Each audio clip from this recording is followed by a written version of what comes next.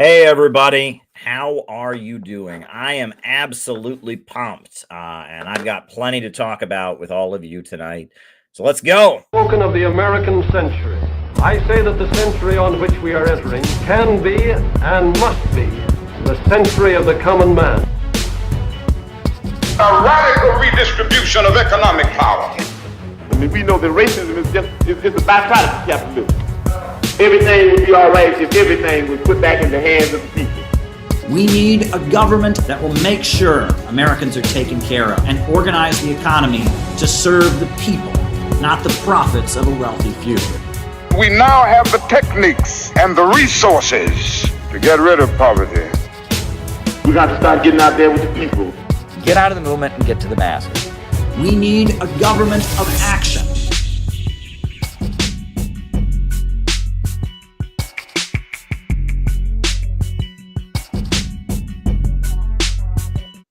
Hey everybody, how are you doing tonight? A lot is happening in this world, and I'm ready to talk to you all about it. So we're back, and we're going to do our normal thing. We're starting a little bit later than we usually do. I like to start these streams at 9, but we had our recruiting meeting for the Center for Political Innovation tonight, which went really well. I am blown away, and I will touch on that briefly, just briefly. I don't want to tell you too much about that, but I will touch on that briefly in my opening remarks. But the way these streams work is I give my opening remarks. My opening remarks are generally what's on my mind. I just talk about the state of affairs in the world, etc.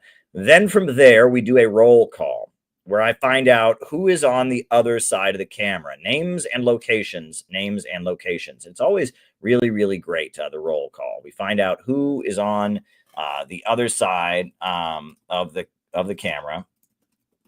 And then after that, I answer your questions for the remainder of the show. Questions can be sent via Rumble Rants or to Caleb Moppin 22 on Cash App. And we can get your questions that way. So hopefully you all send some good questions and get me talking in the second half of our show. That's the way we do things. We just generally follow our normal format. Now, the big announcement that we've got is coming up in Chicago. We are having the biggest event the Center for Political Innovation has ever had. It will be our July 12th convention in Chicago. And this will be the biggest event we've ever had. And I will tell you more about that later, but this is going to be huge. It is going to be very, very big. And I'm talking to different communities, and all kinds of different things are happening. And I've got a lot on my plate between now and July. But July 12th will be the biggest event Center for Political Innovation has ever had. We are going to fill the auditorium. The auditorium holds 500 people, and we intend to fill it. That is what we are doing. Not going to be easy. It is a challenge for us, but we are up to the challenge. And stuff is happening, and I am feeling very, very confident about our organization right now. So if there's one event that you come to this year, make it our convention in Chicago. This event is going to blow your mind. This will be the best event that we have. This will be the flagship anti-imperialist event of the year. This is the event that you need to be at. This is where you need to be. This is going to be it. So mark your calendars, arrange your transportation. July is pretty far away. Let's do it. Be there. Let's make this happen. Now, other announcement, I'm headed to Los Angeles, May 24th. We are having a workshop in LA with Dan and Ishmael and a good crew of people out there, Patrick, and we have a great crew of people out in LA. It's been a while since I've been to Los Angeles, but I intend to be out there on May 24th for a great workshop that we are doing. So you can register for that workshop down below if you're in California.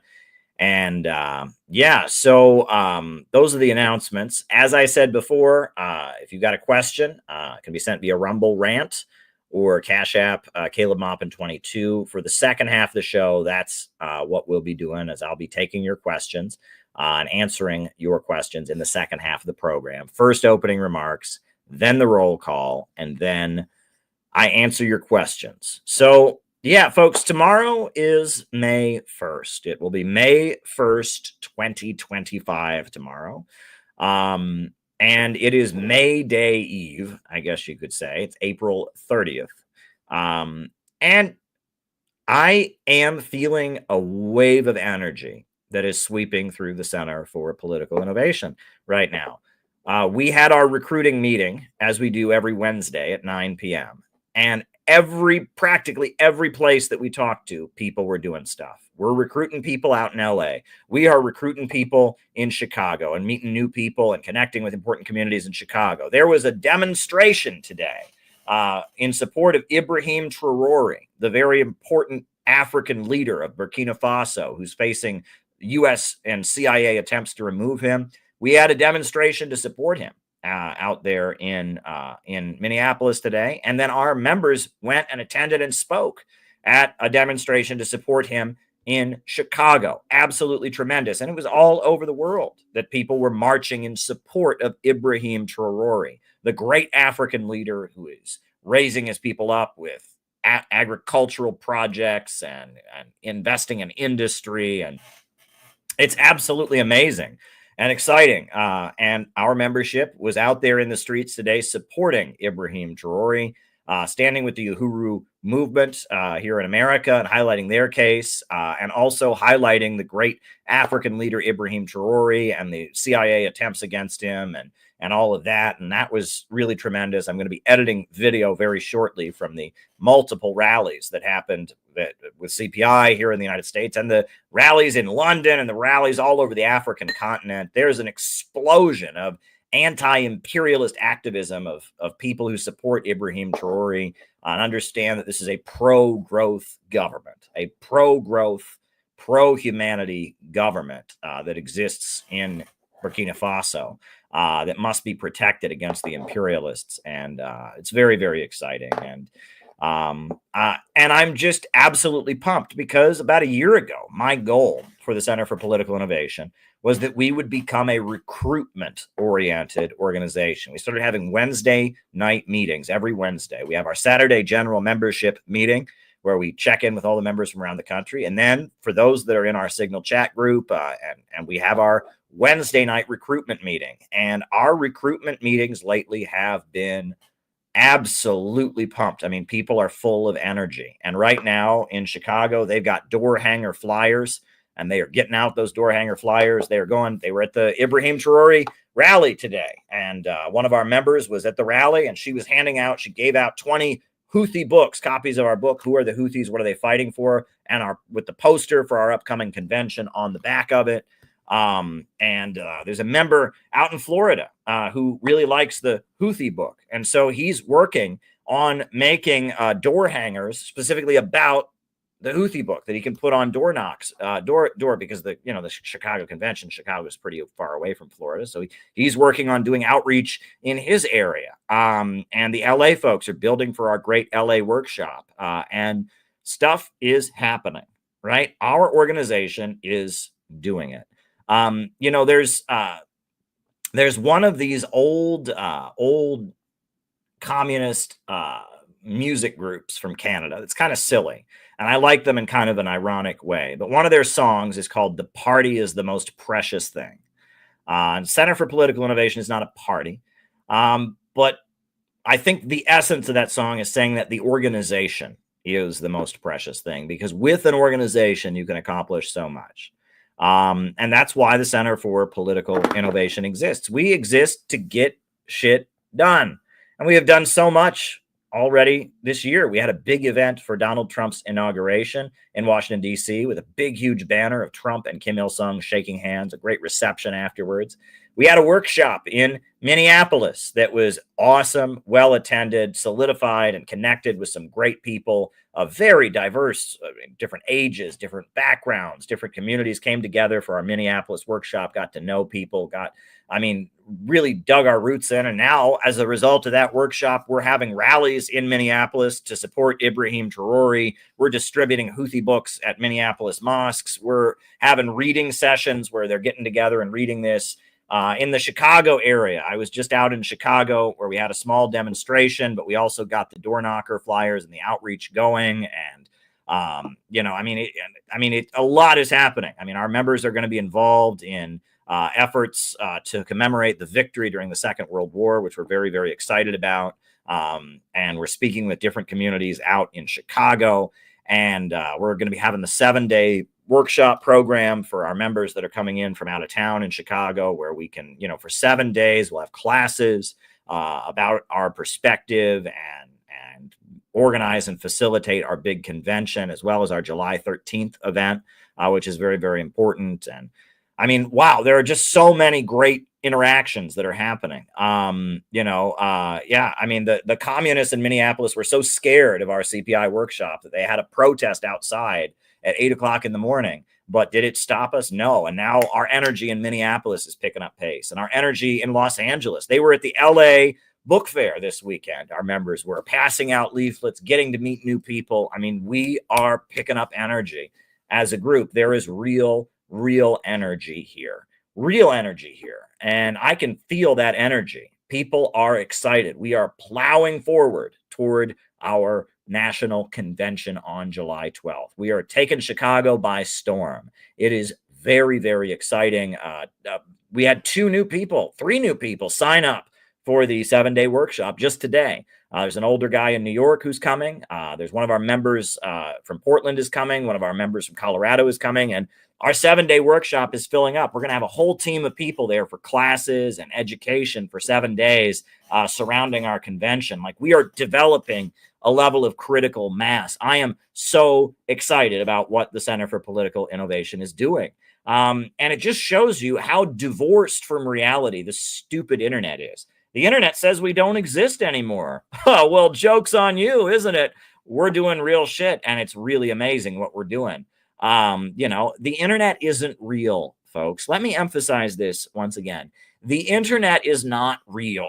The internet is not real. The internet is fake. It's not real. It's not real, and it's designed to demoralize you, to isolate you, it has a special algorithm that figures out exactly how you feel about things and manipulates the stuff that shows up on your news feed specifically to brainwash you to be the way they want you to be. I mean, it is a tool, and it's never going away. And I'm certainly not anti-technology, but I'm telling you that if you base what's really going on in terms of the balance of forces and who is really getting stuff done based on what you see on the internet, you will have no clue what is actually happening, because we are doing shit. We are doing shit, and other people are not doing shit, and they're going viral. And that's because the internet is rigged and it's fake, and we don't care. Out of the movement to the masses, out of the internet and to the masses.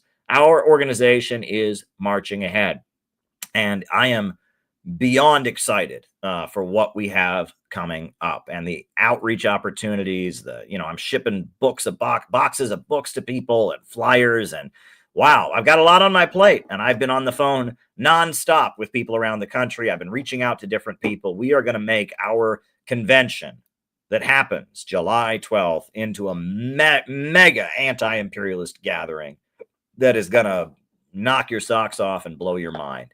And I am absolutely excited. So the only thing I can say is that I wish you were involved. There's a number of you watching who aren't yet involved. I'd like you to become involved because this train is pulling out of the station, right? Stuff is happening. And it's really, really, really exciting. So I just cannot tell you the joy of being involved in an anti-imperialist organization. It is very, very real. And that we have a community of people who are learning to work together, relying on each other.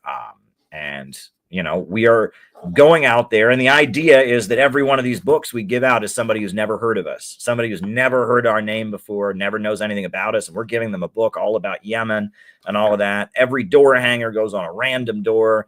We're getting around this stupid artificial, box they've put us all in. It says you can only be friends with people who have the exact same hobby as you and the exact same opinion as you. We're getting around that. We're not trying to build a niche of people that have a very, very obscure interest. We're trying to build an organization of people that can work together and carry out operations and empower people and help people to discover their own creative abilities and help people to see that we are optimistic and we are going to march beyond imperialism, beyond the bosses and the bankers and the imperialist system and their wars, and toward the unleashing of human creative power. What is innovationism, folks? What is innovationism? What is it? Well, I'll basically summarize it for you. Innovationism is the understanding that there is something unique and special about human beings. We are not simply another animal. And the reason is this: ants have been making their ant farms the same way for thousands of years. And beavers have been making their beaver dams the same way for thousands of years. And bees have been creating their bee hives the same way for thousands of years. But in just 5,000 to 8,000 years, human beings have gone from hunter-gatherers in the woods to space travel, iPhones, 3D printers, artificial intelligence. We human beings have a unique ability that no other species that we know of in the entire universe has. And that is, we have the ability to force the environment to serve us and to reinvent the nature of the way the environment serves us. And we are constantly reinventing our nature and our relationship with nature in a way that results in our population expanding, our life expectancy increasing, our lives becoming more comfortable, and our ability to reinvent the world around us to expand. We have an amazing ability that no other species has. And this, I believe, is proof of the existence of God. Why? Why, Caleb? How does that prove? Just because humans can do what no other species can do. Why does that prove God exists? I'll tell you. What is the definition of God? God is the creator of the universe. That is what God is. God is defined as the creator. Generally, people ask, in all civilizations and all of that, the notion of God, what is God? God is the creator of the universe. And unlike every other species, human beings are endowed with creative power. We have the ability to create. We have a spark of divinity within our souls. And that is unlike any other animal. And there's no biological way to explain it. You can't do an experiment and say, oh, this is what enables human beings to be creative. This is what no, right? There is just something about us. We have been endowed by our creator with a certain spark of creative power. We have the ability to reinvent our relationship with nature. And that is very, very amazing, right? And that particular spark of divinity, that's creativity, and God is the creator. And so when you talk about the universe and the nature of reality, we have some kind of connection to God. We have a soul that animals do not have. We have something unique. We have something special. Human beings are a unique species. And if you look over the history of humanity, we are constantly reinventing our relationship with nature. And when we reinvent our relationship with nature, the result is, first of all, a new mode of production. And Nelson Peary, in his book, he talks about how there is first there is a new technology. There is a technological revolution. And that technological revolution that changes the way we interact with our environment leads to a social revolution, because a new class comes into being, a new social order comes into being with a new class. And out of that new class then comes a new political system. And that revolutions happen in three ways. First, the technological revolution, then a social revolution creating a new class, and from that new class, a new political system in which that new class asserts itself. You go back a couple hundred years, we had feudalism. And in feudalism, What do you have? You have serfs and landowners, nobles and peasants and soldiers. Well, what happened? We started to advance technology. The Silk Road and trade with Asia began to take place, and the printing press came to Europe. And as a result, new forms of production emerged. And out of that, you got a new class, the merchants. They were neither slaves or serfs nor nobles. They were merchants, and they were a new class that came into existence. So the technological advances, all of the enlightenment of the Islamic world, and the technology of the Far East came, and paper money and the printing press and gunpowder, and Europe was experiencing a technological revolution that changed the basis of the economy. And that new economy that came into being had with it a new class, the merchants. And the merchants, the new class that was neither peasant nor landowner nor noble, that new class eventually seized power. And that's how the modern capitalist system came into existence, because the capitalist class, this new class, seized power, right? And this was a three-stage revolution.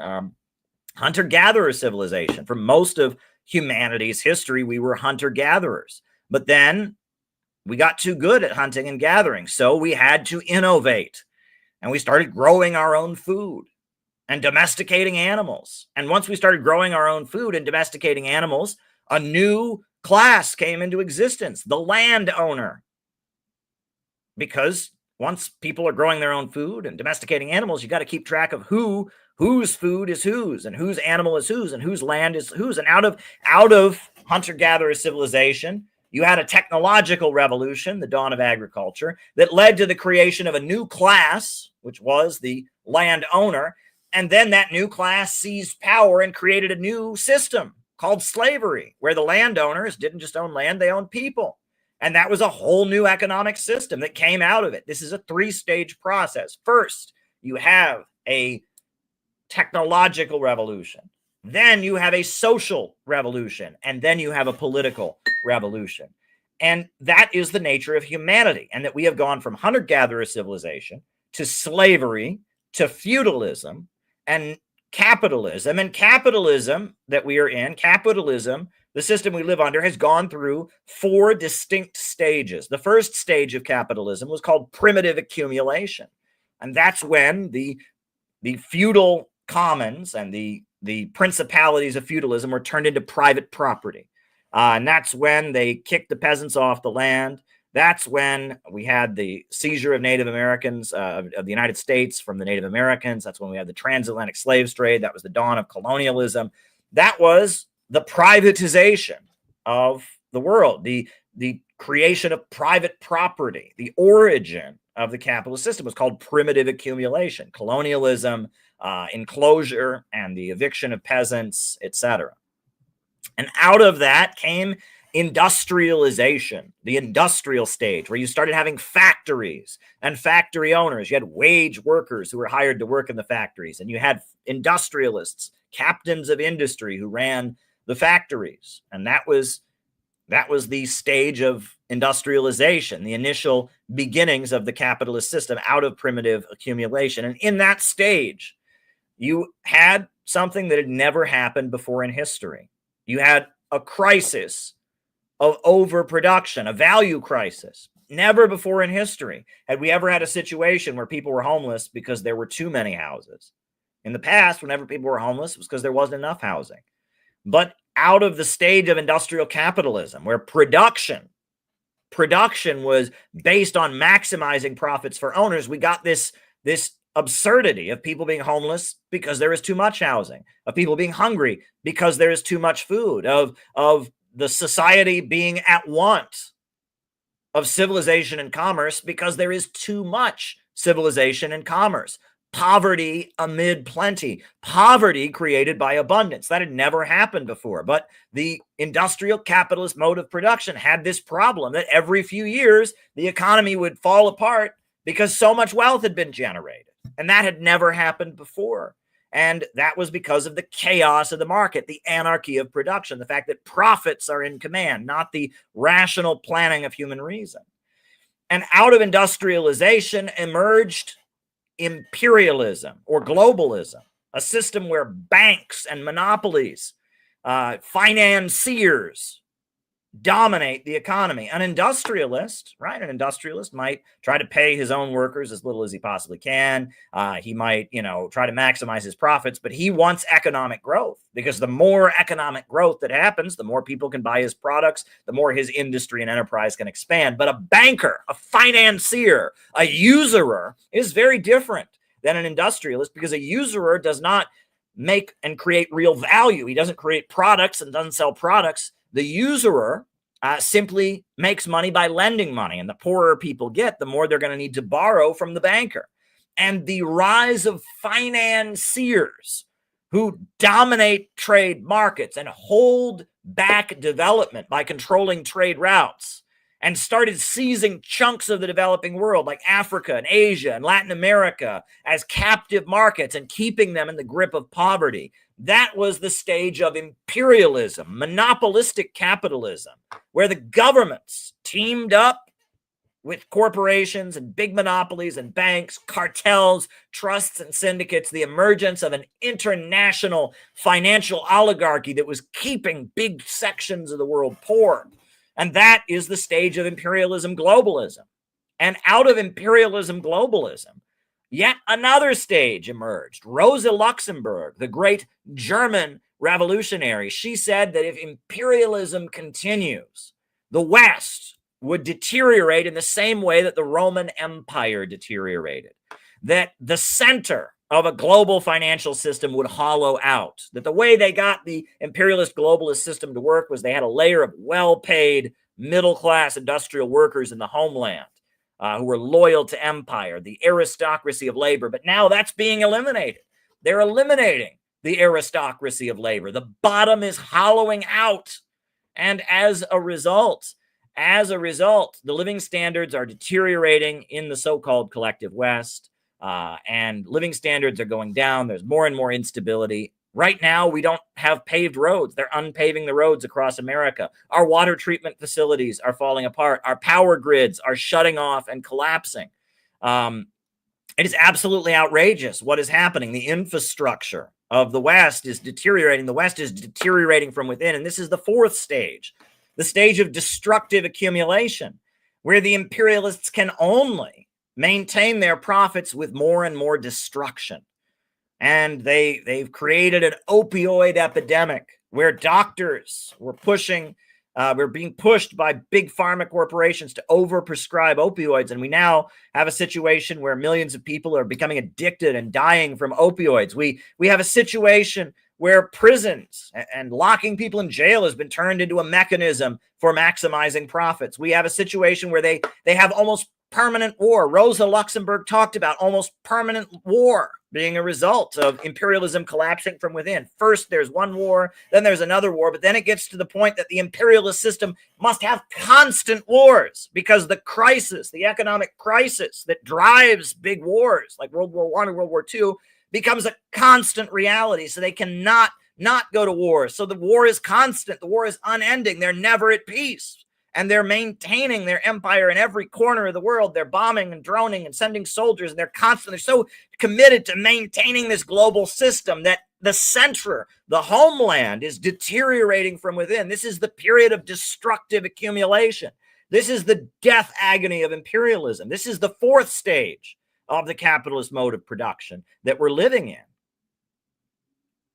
And we say that the answer is having a government that can come to power and break the power of the big monopolies, smash the international financial oligarchy, and empower working families, empower small business owners, empower entrepreneurs and industrialists and manufacturers. We need a government of action that will fight for working families, that will break the power of the international financial oligarchy, and restructure our society to be pro-family, pro-community, pro-growth, and pro-human. We need a state that will destroy and abolish the anarchy of production and reorganize the economy so that growth is no longer restrained by the chaos. We need a government that will emerge representing the overwhelming majority of the American people who want economic growth, who want stability and prosperity, who want improvement, the overwhelming majority of the people of this country who want their creativity to be unleashed, who want their communities to be thriving and prospering. And we need to break the power of the imperialists and the monopolies. We need an anti-monopoly coalition, an anti-monopoly government, a pro-humanity government. We need a government of action that will fight for working families. And that around the world, there are a number of countries that have broken out of imperialism. China used to be the sick man of Asia, but they broke out of imperialism. Now they're the second largest economy in the world, with the world's largest telecommunications manufacturer and the world's largest steel industry, the world's fastest trains. They have broken out of imperialism. Russia, after the fall of the Soviet Union, it was an impoverished country. It was coming apart, but then the Russian president Putin came into power and he put oil and natural gas under public ownership, and he recentered the economy around state central planning, and he rebuilt Russia. And now Russia is thriving once again. And no matter how much they throw at Russia, all the sanctions and all the wars and color revolution, Russia just continues to plow ahead. J.D. Vance, our vice president, he just said that there seems to be this thinking that Russia is just going to collapse as a result of this war in Ukraine. That's not going to happen. That's what J.D. Vance, our vice president, said, explaining why Donald Trump is sitting down at the table with Putin. And they're ending this war in Ukraine because Russia is just going to exist. They're going to plow ahead because they have an anti-monopoly government. Venezuela lifted itself up, wiped out illiteracy, used its oil money to wipe out homelessness and provide health care. Nicaragua has tremendously improved the lives of its people. And now we've got Ibrahim Trorori, a great African leader who just came to power within the last 2 years and is using his state power and the power of the military to oversee an agricultural explosion. He just made it completely free to have a baby in the African country of Burkina Faso. No more will any woman who goes to the hospital to have a baby pay a cent because of the great African leader Ibrahim Trorori. On top of that, every student in Burkina Faso who goes to college will get an allowance, not from their parents, but from the government. The government is giving a paycheck, a stipend to African students. And why is this important? Is he giving people free stuff? No, he's saying we want more people in Burkina Faso. The British Empire says, oh, those African people are reproducing. They have too many babies. That's why they're poor. Well, Ibrahim Trorori says we want more babies in Africa. We want more babies in Africa. In fact, we're going to make it free to go to the hospital to have a baby because we need more babies in Africa. And in America, if you go to college, you're in debt for the rest of your life. Ibrahim Trorori says, not only are you getting a free education at our universities, we're going to pay you a wage because we need smarter people at our universities. We don't need student debt. We need smart people in Burkina Faso. And here in America, they're trying to wipe out the agricultural sector. They're trying to drive down agricultural output with organic farming and the policies of BlackRock. In Burkina Faso, they're working with Russia to create an agricultural explosion. Forget, if you want to call Ibrahim Trorori a communist, you can do that. He is certainly familiar with Marxism, and he was the leader of a Marxist student association. He knows Marx and Lenin and Mao Zedong and Stalin like the back of his hand, but he's also a believer in God. He's a Muslim. And he very much believes in God and bases his practice on the teachings of the Holy Quran and the Prophet Muhammad. He knows the life of Jesus. He knows the Bible. What is Ibrahim Trorori? Is he a communist? Well, not in the classical sense. He's not a classical Marxist-Leninist. Is he an Islamist? No, he believes in a secular government. He believes that there should be freedom of religion in Burkina Faso. He's not trying to create a state religion. What is Ibrahim Trorori? What is he? What is he? Well, he's a Pan-Africanist. He wants all the African nations to be unified because Africa will be stronger. So you can call him a Pan-Africanist.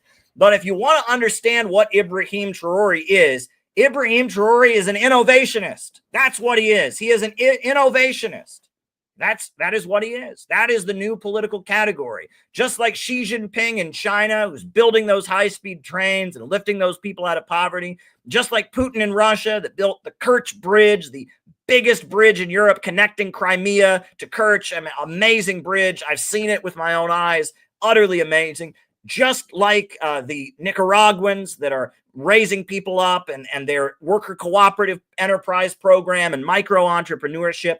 It's about growth. It's about growth. It is about growth and believing in humanity, believing that humanity is special, and believing that we can overcome the narrow restraints of greed and profits and bankers, and that we can have a pro-humanity government, a pro-humanity, pro-growth government that invests in people, that injects into communities with state control of banking, that controls the natural resources and uses natural resources revenue to reinvest into communities, that provides jobs and healthcare and education, not as a handout, but as an investment, because human labor and human creativity is the source of wealth and growth and expansion. This is the new ideology.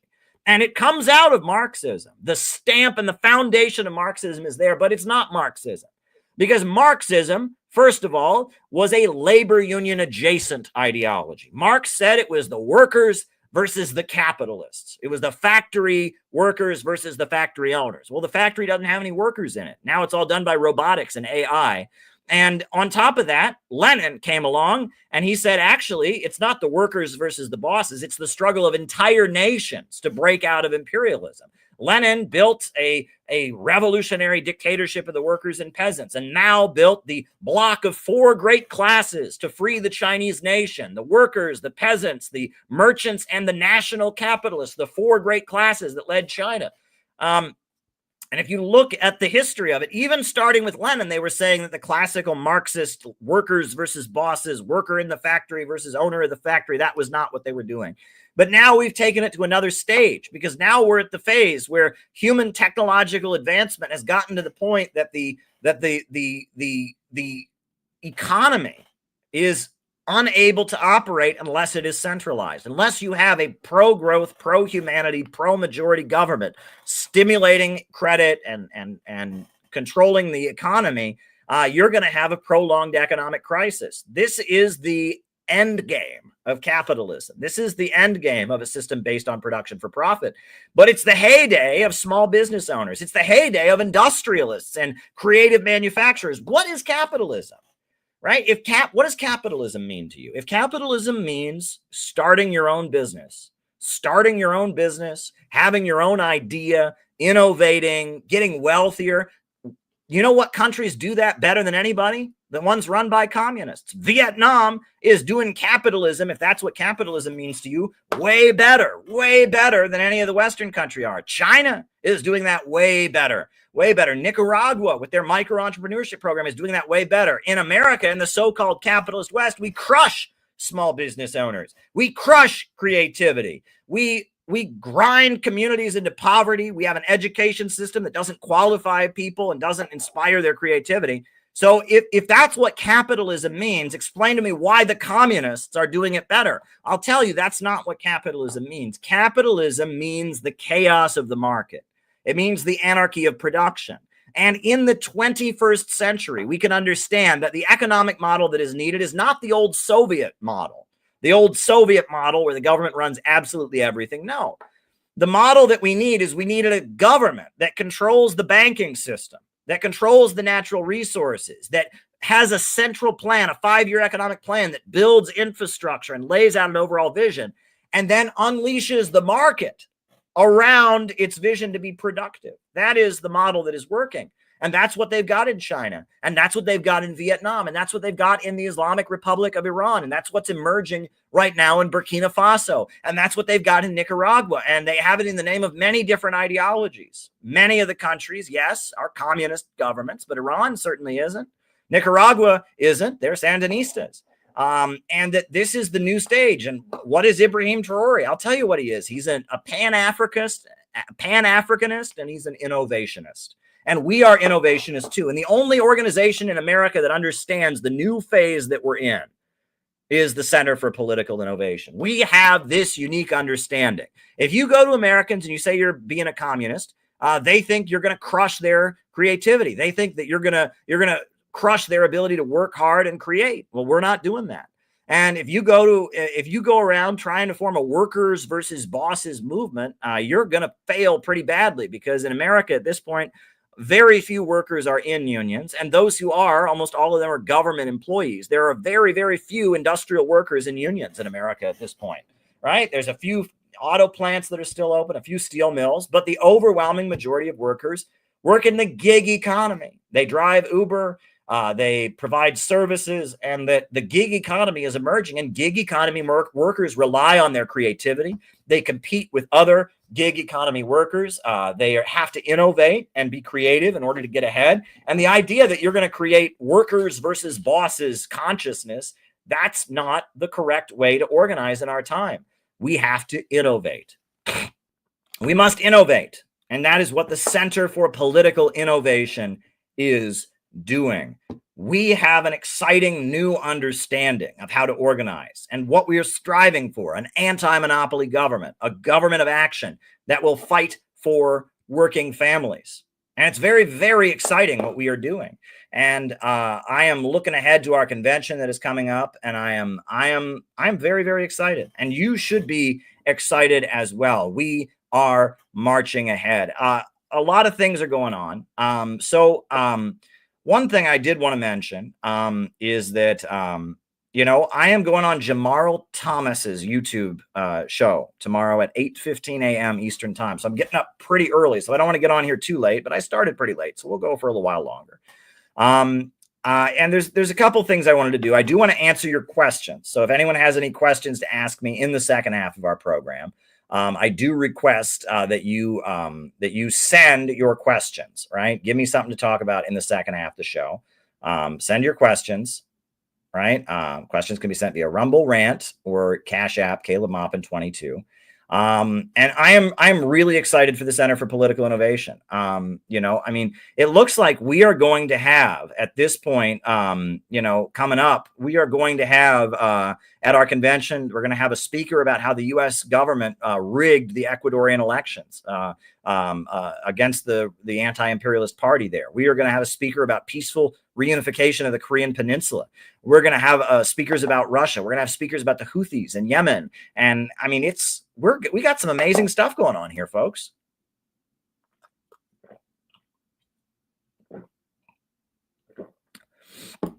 We've got some amazing stuff going on. And we're innovating and we're reinventing it as we go. And I am so proud. I'm so impressed and amazed with the people that this organization has met. And we're working hard to reach our goals. It is not going to be easy to fill up that auditorium, but we're doing it. We're doing it. But we need you. We need you there. We need you to come to the convention. We need you there. Right? If there's one event you go to this year, make it our convention in Chicago. Now, one thing, people haven't sent any questions as of yet. I don't see any Rumble rants or super chats via Cash App that have come in yet. So I wanted to do one thing. A friend of mine actually reminded me. So there's an old American tune. This is an American tune that was like a ragtime tune that was popular during the 19 teens, or I think even earlier than that. It's from Minnesota, the song, which shout out to the people in Minnesota. We know some people in Minnesota. It's from Minnesota.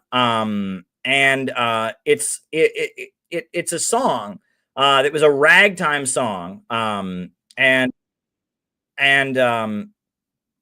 It's quite it was quite popular a long time ago. This song, it's called Red Wing. Right. And there have been several different versions of it. And so I'm just going to play the ragtime tune because it's just a really good tune. It's a ragtime melody. Then from there, I'm going to play Joe Hill's version of it. So first we're going to listen to the classic, Red Wing. Right. And then from there we will play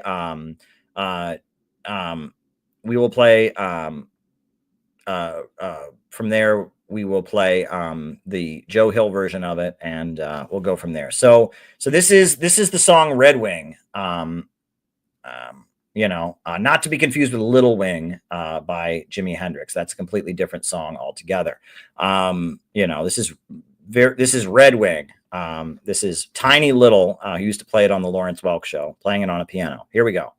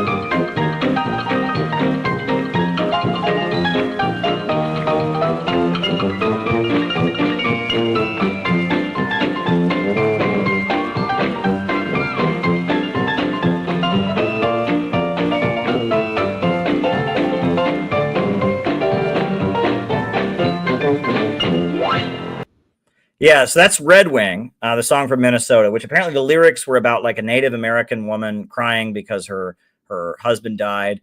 But this is Joe Hill's version of it, right? Joe Hill was the industrial workers of the world, the wobbly folk singer. Joe Hill, he then wrote this version of it, which is called Working Men Unite.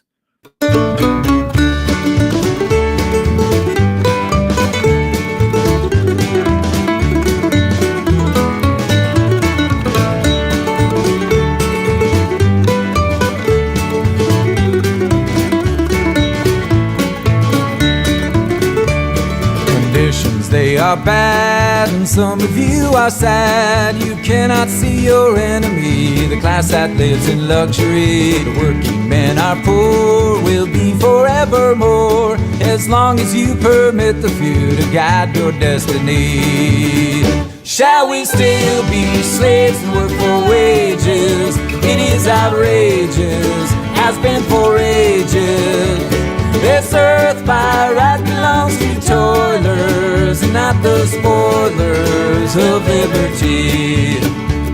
The master class is small, but they have a lot of gall. When we unite to gain our right, when they resist, we'll use our might. There is no middle ground, the fight must go on round. To victory for liberty, our class is marching on. Shall we still be slaves and work for wages? It is outrageous, has been for ages. This earth by right belongs to toilers, not the spoilers of liberty.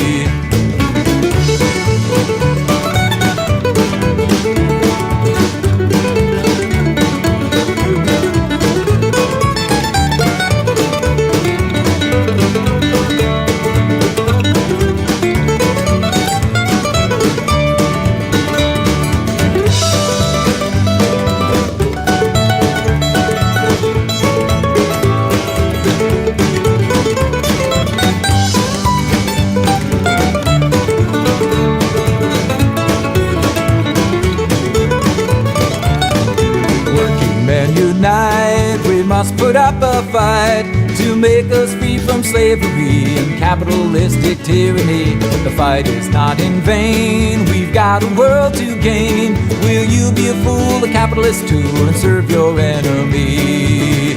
Shall we still be slaves and work for wages? It is outrageous, has been for ages. This earth by right belongs to toilers, not the spoilers of liberty. Shall we still be slaves is outrageous, has been for ages. This earth by right belongs to toilers, not the spoilers of liberty. Shall we still be slaves and work for wages?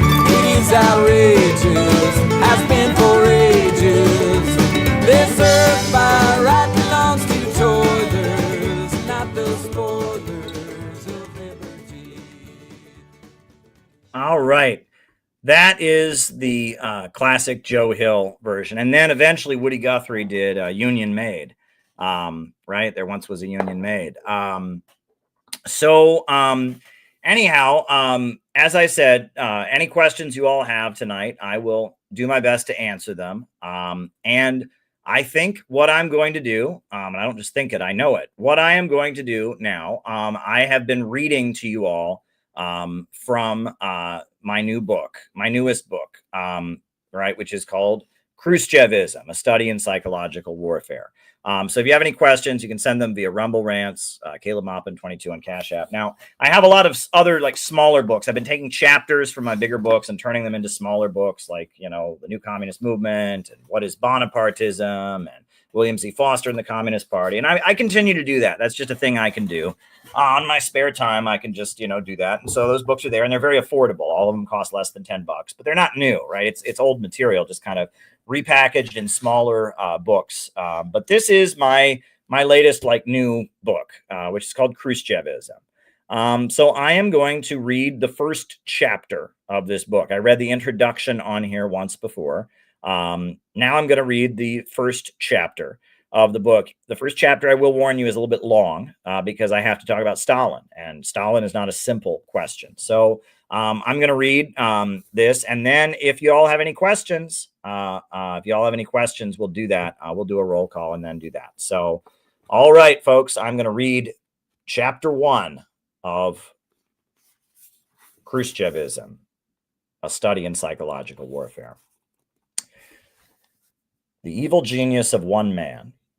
The words of the speech were like bullets, and each found its place in the heart of veteran communists.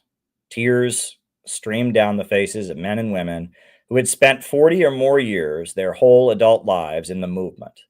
I looked into the face of people who'd been beaten up or jailed with me and thought of the hundreds I had encouraged to join the party. My head was swimming. These are the words of Steve Nelson, a member of the Communist Party's National Committee, quoted from his autobiography, American Radical, and included in the volume Communism in America, A History in Documents, edited by Albert Fried. He is describing the atmosphere in the room at the National Committee meeting of the party held in New York City in April of 1956. He is describing the reaction of those in the room to the reading of a speech given by First Secretary Nikita Khrushchev to the 20th Congress of the Communist Party of the Soviet Union on February 20th of the same year. The speech had been delivered to a closed session of the Congress from which media and foreign guests were excluded. A transcript of the speech was then distributed across the country to various high-ranking party leaders in an envelope marked top secret. The speech is generally referred to as the secret speech or the Khrushchev revelations. The speech created a huge stir within the Soviet Union itself. On March 9th, the Soviet military was dispatched to put down rioting and protests in Stalin's native Republic of Georgia. Various reports that many high-ranking Soviet communists committed suicide or had heart attacks as a result of the speech cannot be confirmed, but are widely reported by historians. Rumors of the speech hit the international press in March, but it was Mossad, the Israeli intelligence service, that first acquired a copy of it. Polish journalist Wiktor Grajewski got the text of the speech from his girlfriend, who worked at the Communist Labor Union of Poland. Grajewski delivered it to the Israeli embassy in Poland. Israeli intelligence passed the speech on to the CIA in compliance with a secret agreement for joint operations against the Soviet Union. In April of 1956, the CIA authenticated the text of the speech and, with the approval of U.S. President Dwight Eisenhower, leaked it to the New York Times for publication in early June. Nelson's account of the text being read out to the Communist Party USA National Committee tells of how important this document was and how devastating the words of the Soviet leader were. Quote, "The National Committee itself consisted of 65 people, but this meeting was a plenum, which meant many key people were at the district level. Trade union and party organizers, for example, were invited.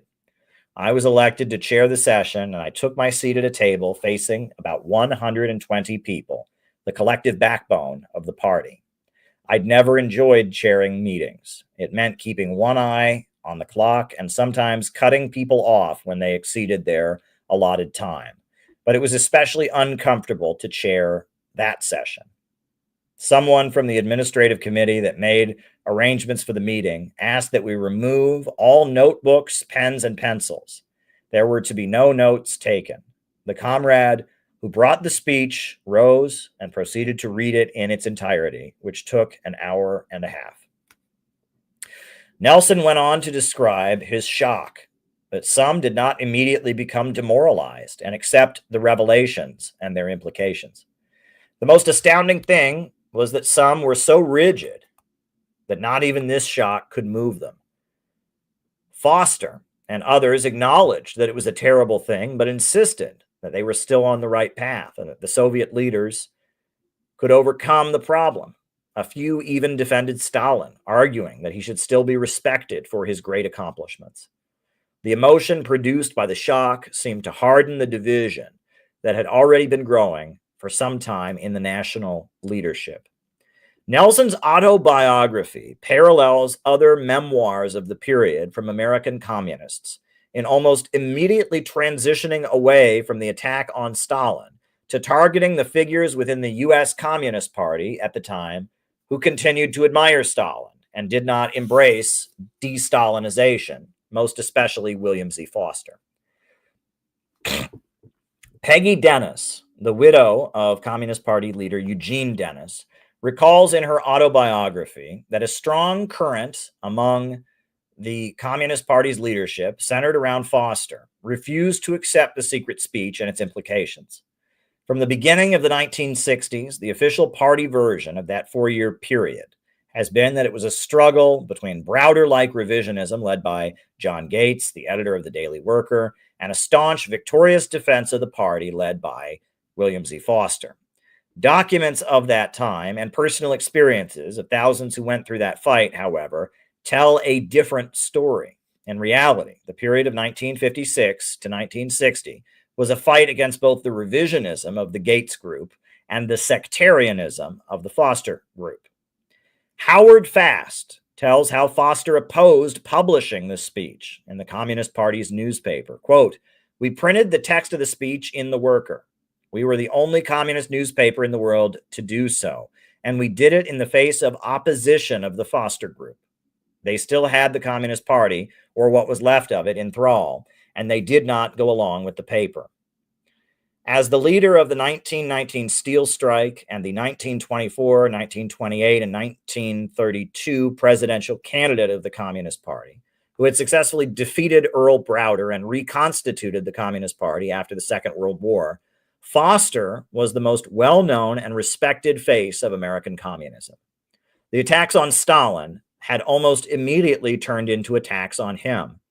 A letter printed in the Daily Worker condemned the celebrations of William Z. Foster's birthday, along with a celebration of de-Stalinization.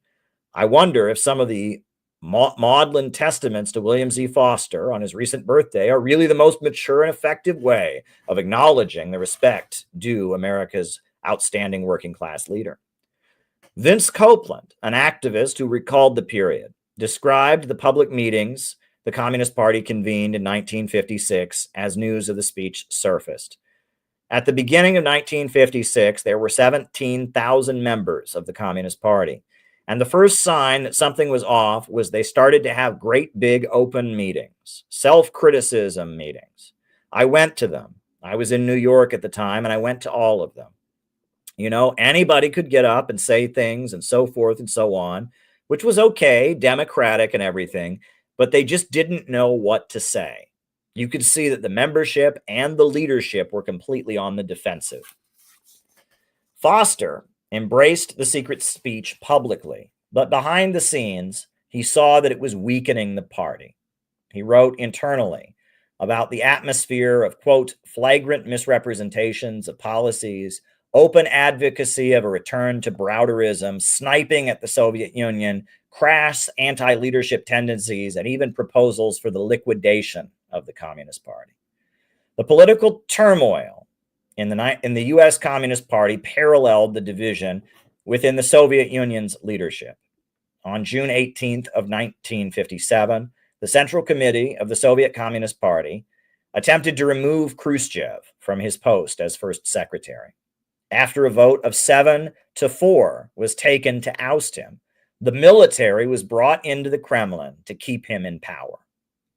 With the military overruling the democratic process, Georgy Malenkov, Voleshev Malatov, and Lazar Kaganovich were declared to be an anti-party group and eventually expelled from the Soviet Communist Party as part of de-Stalinization. The Soviet press wrote that the anti-party group sought to return to Stalin-era policies and rehabilitate Stalin, which was deemed to be a serious crime. In America, William Z. Foster was forced into retirement. In 1959, he wrote a letter to Mao Zedong defending the achievements of the U.S. Communist Party during the Stalin years. Mao Zedong replied, "The New York Times published the piece embarrassing the Communist Party, which had sought to conceal it. Foster spent his final years in the Soviet Union, and when Khrushchev visited him at the hospital for his 80th birthday, just a few months prior to his death, Foster read a statement from his hospital bed praising Mao Zedong and honoring the Chinese Revolution. The room fell silent, as this was an act of political defiance. Khrushchev had recently denounced Mao and withdrawn all Soviet experts and advisors from China. Khrushchev is widely considered to be an ineffective leader, even by most anti-communists in Russia. He began his leadership by unleashing a demoralizing tirade against his predecessor. He courted the United States with talk of peaceful coexistence, saying that socialism would just gradually prove to be more effective economic system through peaceful competition and industrial production, and that this would eventually lead to the gradual peaceful transition of the capitalist world to socialist methods. Beijing's refusal to accept these policies, which they labeled revisionism, led to the Soviet Union cutting off its relationship with the largest country in the world in terms of population. This was followed by the Cuban Missile Crisis, when the same Soviet leadership that had been speaking widely of peaceful coexistence decided to dramatically challenge the United States by placing nuclear weapons in Cuba in October of 1962. Ultimately, Khrushchev was removed from office in October of 1964 and forced to spend the rest of his life under house arrest. Leonid Brezhnev and Alexei Kosygin viewed him as incompetent and a mismanager of state affairs, and with the support of the military and security services, removed him. Khrushchev lived on a rural estate, closely monitored by the police, where he received a small pension and had very few visitors until he died in 1971. His memoir, Khrushchev Remembers, was published in the West in 1970, after Time Incorporated acquired them under undisclosed circumstances. The KGB had previously worked to prevent his recollections from being smuggled out of the Soviet Union, and the book was initially denounced as a fraud by the Russian government, which forced his relatives to hand over a manuscript that they possessed. It appears that perhaps the book was based on transcripts of recollections Khrushchev had spoken into a tape recorder, though it is all unclear. Khrushchev gave a mild denial that the memoirs were in fact his own, so to this day, the full authenticity of the book cannot be verified. It appears that Khrushchev's actual words had something to do with the best-selling text, but it's unclear where the manuscript Time Incorporated acquired came from, or how much of it was tampered with or altered by the KGB, by U.S. intelligence, or other forces before it became a best-selling book in the United States. In Khrushchev's short term of leadership in the Soviet Union, he did a huge amount of damage. De-Stalinization opened the floodgates of demoralization and confusion. A figure who had been seen as the savior of the country and the incarnation of the Soviet people's aspirations was forever tainted. The same year as the secret speech, the Soviet Union sent its military to crush a CIA-backed uprising in Hungary. In France, Britain, and many Western countries, top outspoken intellectuals and activists associated with communism denounced the Soviet Union's intervention and supported the, quote, revolution in Hungary, which spoke against Stalinism. The 1956 secret speech was a negative turning point, setting the stage for the ideological confusion and internal demoralization and international fracturing of global communism that all culminated in the eventual fall of the USSR. One American communist who was not a member of the party, a respected journalist named Louise Strong, decided to give her opinion in response to the secret speech. Amid the confusion of 1956, she self-published a book entitled The Stalin Era, which was widely circulated and reviewed among communists in the United States and around the world. The book begins, "I think that looking back, men will call it the Stalin era. Tens of millions of people built the world's first socialist state. But he was the engineer. He first gave voice to the thought that peasant land in Russia could do it. From that time on, his mark was on all of it, on all the gains and all the evils. It is too soon to sum up the era, and yet one must try to, for controversy has arisen over it, and the beliefs of many around the world are being torn. It is the very best people who are the most disturbed by Khrushchev's revelations of thousands of brutal injustices and harsh repression when socialism was first being built.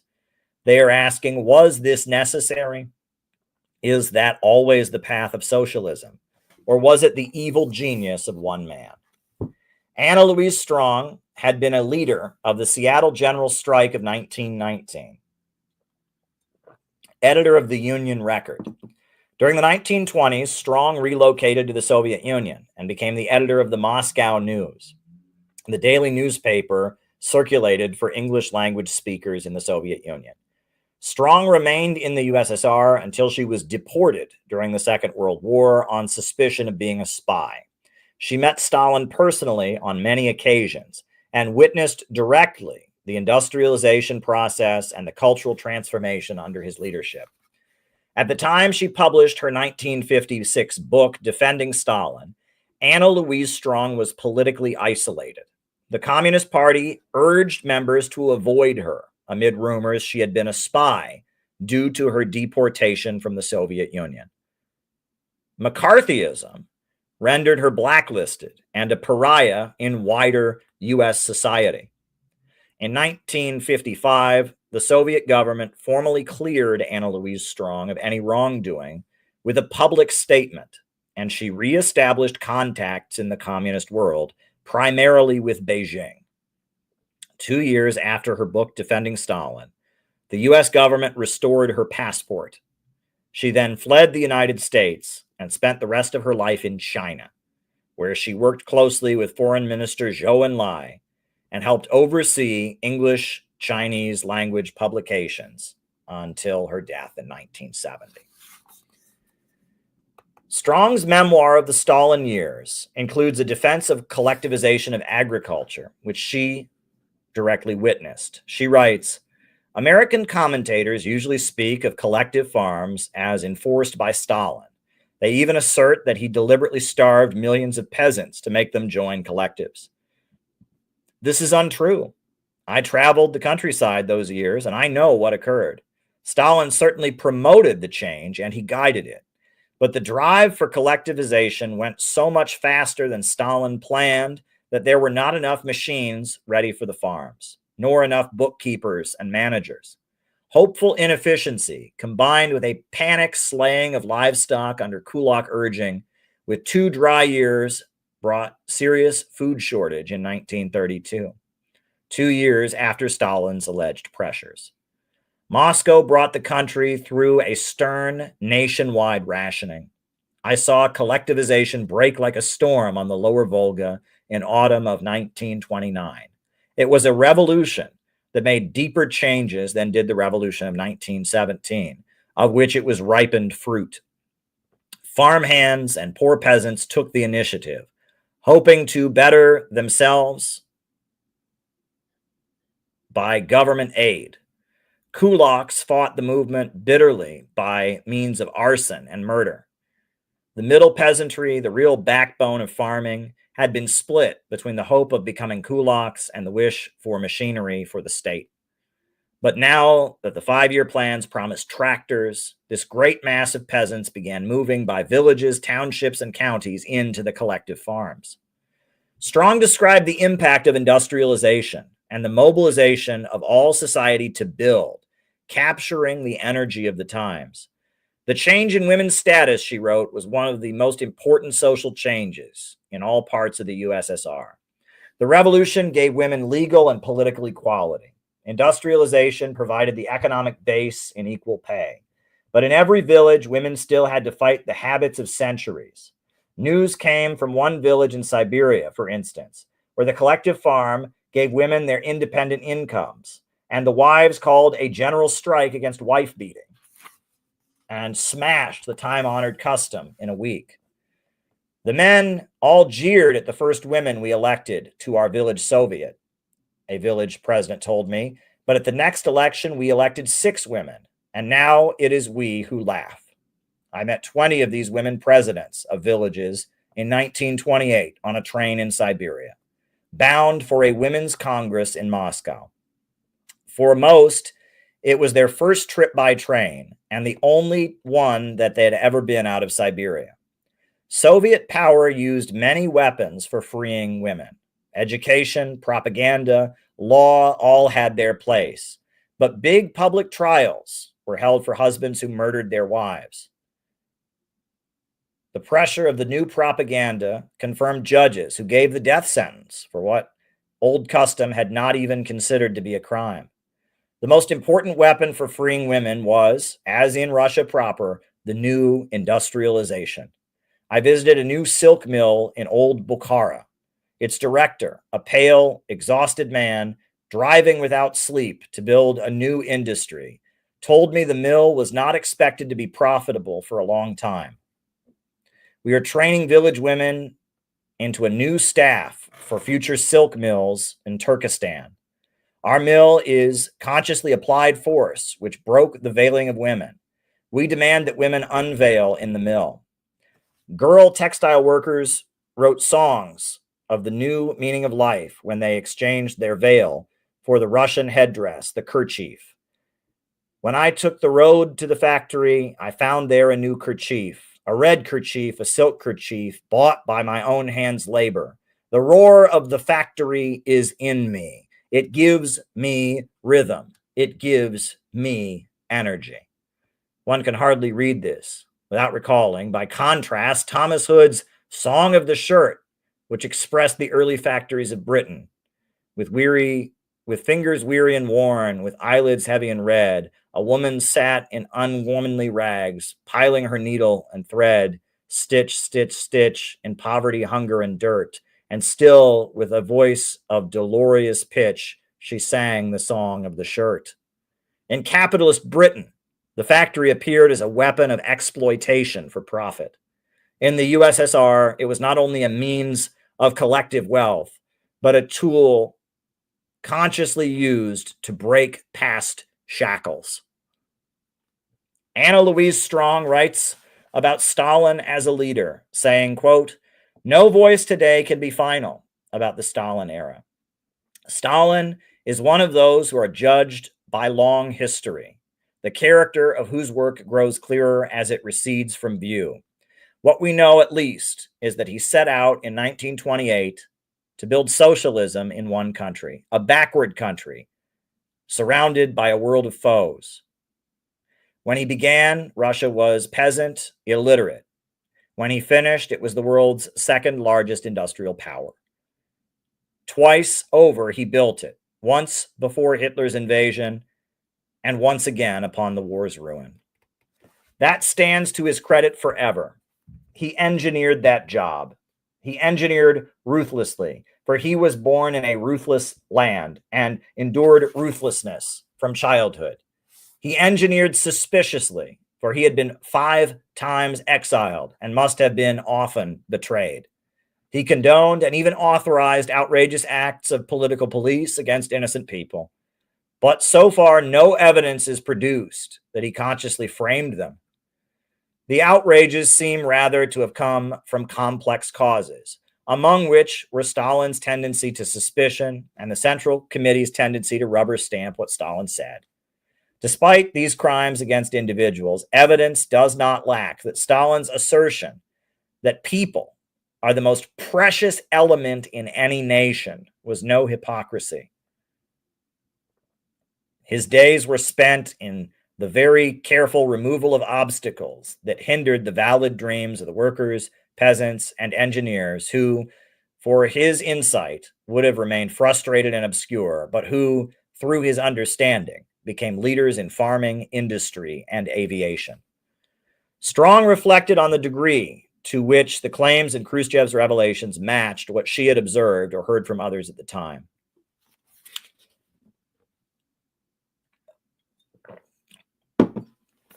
As the war drew on, as his age grew and his power, as the strain grew also of a struggle that was for the world's future, Stalin, it is said, became more dictatorial, relying on himself alone. Yet the cult of personality, now blamed for all past evils, is a flawed in the worshiper no less than the worshipped.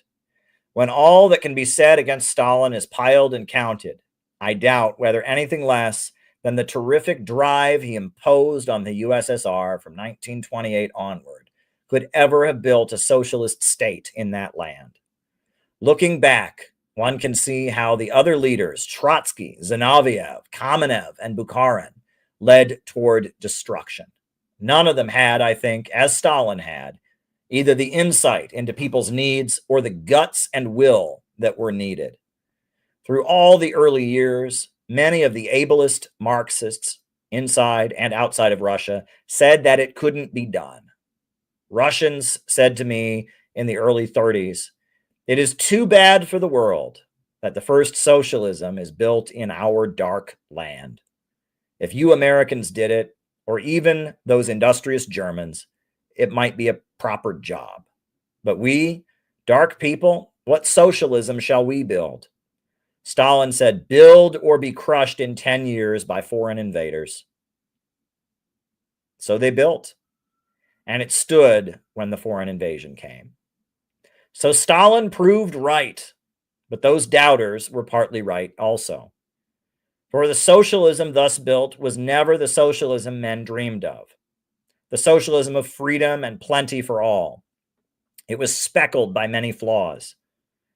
How far those flaws derive from Stalin's personality, how far from the dark Russian past, how far from the Nazi fifth column and the 40-year threat of war, this will be a theme for future historians, and all will differ in appropriating blame. Strong's book does not get into the details of the Moscow trials and the 1937 Great Terror, aside from describing how the entire country was swept into a panic and many innocent people were swept up in the hysteria. Khrushchev interprets these events as the self-serving power grab of a megalomaniac. Quote, "It is clear here that Stalin showed in a whole series of cases his intolerance, his brutality, and his abuse of power. Instead of proving his political correctness and mobilizing the masses, he often chose the path of repression and physical annihilation, not only against actual enemies, but also against individuals who had not committed any crimes against the party and the Soviet government. Dr. Grover Furr of Montclair State University published the 2011 book Khrushchev Lied, going through the claims of the speech point by point. He contrasts the statements Khrushchev made about various arrested and convicted Soviet officials with the information available in the Soviet archives. Furr's work focuses on the alleged conspiracy against Stalin by Trotsky in coordination with Zinoviev, Bukharin, and others. Furr points to the fact that Nikolai Yezhov, the head of the secret police, whose role in the Great Terror is remembered in Russia as Yezhov's Terror, was eventually himself executed for plotting against Stalin. Mainstream Russian historians in the United States generally respond to Dr. Furr and his research with ad hominem and ridicule. Furr is not to be taken seriously because he is, quote, defending Stalin, and, quote, everyone knows how evil Stalin supposedly was. Dr. Furr has spent a great deal of his other work debunking claims of mainstream Russian historians in the United States, showing that the field itself is highly politicized and toxic. Furr's book, Blood Lies, goes through the work of Yale professor Dr. Timothy Snyder, showing that he blatantly misrepresents Soviet archival material in order to fit his narrative that the Soviet Union and Nazi Germany were equally evil. A large section of Khrushchev's speech is dedicated to alleging that Stalin responded to Hitler's invasion of the Soviet Union with an episode of personal cowardice. For a long time, Stalin did not direct military operations and ceased doing anything whatsoever. He returned to active leadership only when a Politburo delegation visited him and told him that steps were needed to be immediately taken so as to improve the situation on the front. This claim did not match what was observed about Stalin, even by his harshest critics. Vince Copeland, a Trotskyite activist who eventually founded the Workers' World Party, recalled how the deceptive nature of the speech was apparent even to himself and many others at the time, though it was hard to make sense of the situation amid the confusion of 1956. Copeland recalls, among other things, Khrushchev showed how when Hitler attacked the Soviet Union, it was totally unprepared, and how Stalin had bungled everything, and showed how Stalin had chopped off the heads of all the generals. He kept on emphasizing Stalin was crazy, Stalin was mad, and so forth. He exaggerated, too. He said Stalin was afraid, that he hid under the table, all these things. Trotsky said Stalin could look danger straight in the eye. His problem was not personal cowardice, but the fact that Khrushchev attacked him on a personal level just showed that Khrushchev was looking for more and more things to attack him with. Copeland also noted that Khrushchev's speech seemed almost like a coded message to the Western imperialists. Quote, it's also important, by the way, to remember that in this whole attack, Khrushchev never attacked Stalin for anything he did conciliating with the United States or with England. He attacked Stalin for the way he fought Hitler, knowing that Hitler was also the enemy of the United States. In other words, Khrushchev was aiming for a pact with the United States. He was aiming to please U.S. imperialism. This all came out, and it came out with a terrible shock to the Communist Party. And a lot of criticisms of Stalin came out at that time. And there was nobody who could answer them. And that's the point. See, today it's easy when you're not confronted with all these things to say, oh, well, that was an exaggeration somewhere. But there was nobody that could answer anything they said about Stalin at the time. Khrushchev's speech spends a significant amount of time condemning Stalin for allegedly glorifying himself in state propaganda. In this connection, Stalin very energetically popularized himself as a great leader. In various ways, he tried to inculcate the notion that the victories gained by the Soviet nation during the Great Patriotic War were all due to courage, daring, and genius of Stalin and no one else. In the same vein, let us take, for instance, historic and military films and some of our literary creations. They make us feel sick. Their true objective is propagating the theme of praising Stalin as a military genius. Let us recall the film The Fall of Berlin. Here only Stalin acts. He issues orders in halls which there are empty chairs. One man approaches him to report something. And where is the military command? And where is the Politburo? And where is the government? And what are they doing? And with what are they engaged? This is nothing about them in the film. Stalin acts for everybody. Why does he not reckon with anyone? He asks no one for advice. Everything is shown to people in this false light. Why? To surround Stalin with glory, contrary to the facts and contrary to historical truth. The question arises, where is the military? On whose shoulders the burden of the war rested? It is not in the film. With Stalin's inclusion, there's no one left for it. You see what Stalin's mania for greatness led to? He completely lost consciousness of reality. He demonstrated the suspicion and haughtiness not only in relation to individuals in the USSR, but in relation to the whole parties and nations. Khrushchev also complains that Stalin was unable to admit that he made mistakes. On one occasion, after the war, during a meeting, Stalin and members of the Politburo mentioned that Khrushchev had been right when he telephoned concerning Kharkov operation, and it was unforgettable that his suggestion had not been accepted. You should have seen Stalin's fury. How could it be admitted that Stalin might not be right? He is, after all, a genius, and a genius cannot help but be right. Everyone can err, but Stalin considered he never erred and that he was always right. He never acknowledged to anyone that he made any mistake, large or small, despite the fact that he made more than a few in matters of theory and practical activity. After the party Congress, we shall probably have to reevaluate many wartime military operations and present them in their true light. The tactics on which Stalin insisted without knowing the basics of conducting a battle of operations cost much blood until we succeed in stopping the opponent and going over to the offensive. Khrushchev's intentions with this lengthy tirade are clear. Stalin is presented as a selfish, power-hungry, self-serving tyrant. His belief in communism is portrayed as insincere, merely a cover for his own lust for power and personal glory. Khrushchev uses his secret speech to condemn the cult of personality as a dangerous atmosphere that allows monstrous, cruel figures to arise. The book is not intended to be this book is not intended to be a factual debunking of Khrushchev's secret speech, or even a defense of Stalin per se. This book is rather a study in psychological warfare, pointing to a certain trope in manipulating activists and destroying anti-imperialist organizations. This book is intended to show how a mindset cultivated by Khrushchev, rooted in certain aspects of the Western mind, has served the Western imperialist liberal order and has led to social decay and demoralization across the planet. Molotov, the leader who defended Stalin and was ousted by military force in a struggle with Khrushchev, recalled how Stalin once told him, quote, "I know that after my death, a pile of rubbish will be heaped on my grave, but the wind of history will sooner or later sweep it away." An objective look at the role of Stalin in history, not tainted by anti-communist or Khrushchevite narratives, is necessary. The Soviet Union was invaded by 15 different countries after the 1917 revolution, including the United States. It fought a civil war until 1921, faced an economic blockade that made it impossible to import medicine and supplies. Millions died in the Civil War and in the hardships that followed as the Bolsheviks attempted to put together a central government to manage the country.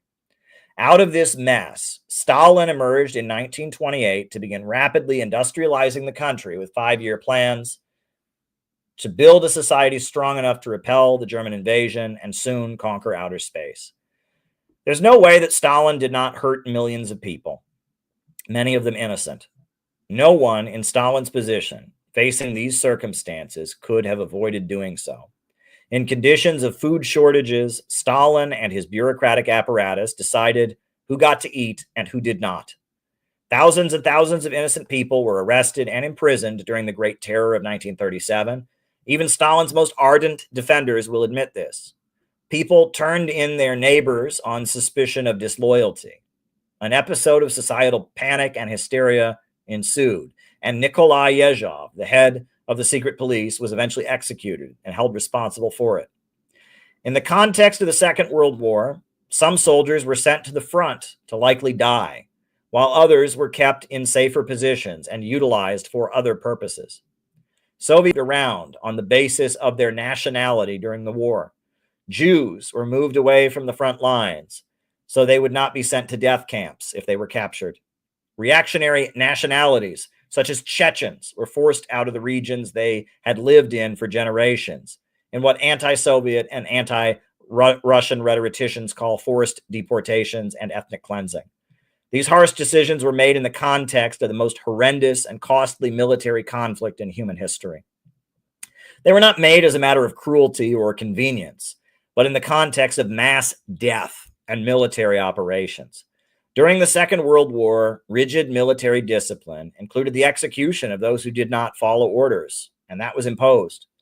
There's no reason to gloss over the harshness and ugliness of these conditions. There's no reason to pretend that there are not millions of glaring injustices that Stalin is directly or indirectly responsible for. To think otherwise would be naive. No responsible writer or analyst should downplay the horrors that the Soviet people endured during these hard times, as juvenile communists in America routinely do across social media. Gulag memes are not funny, and at the time Stalin led the country, millions of Soviet people suffered in circumstances none of us living in the West in our time can imagine. Looking at the whole story and the circumstances and what was accomplished despite such harsh conditions should cause one to have nothing but awe at the resilience of the Soviet people and to be overwhelmingly impressed with the effectiveness of socialist economics.